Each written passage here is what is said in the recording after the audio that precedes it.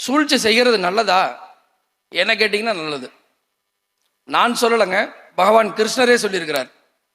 18 நாள் பாரத போருக்கு முன்னாடி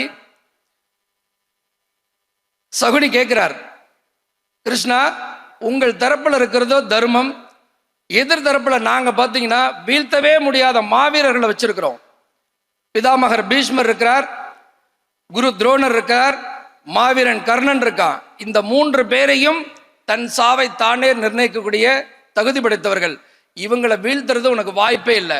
சூழ்ச்சி இல்லாம நீ அவங்கள நீ ஜெயிக்க முடியாது. எப்படி நீங்க இந்த போர்ல வெல்ல போறீங்கன்னு சொன்னாரு. அப்பதான் சொல்லுவார், சூழ்ச்சியை பத்தி உங்களுடைய புரிதல் தவறு. சூழ்ச்சியின் நோக்கம் தர்மமானால் சூழ்ச்சியும் தர்மம் தான். அதனால சூழ்ச்சி செய்யலாமா அப்படின்னு கேட்டீங்கன்னா கிருஷ்ணரே சொல்லியிருக்கிறார், தயவு செஞ்சு புத்திசாலித்தனமா நீங்க எடுக்கக்கூடிய ஒரு முடிவுகளும் தான் உங்களை ஜெயிக்க வைக்கும்.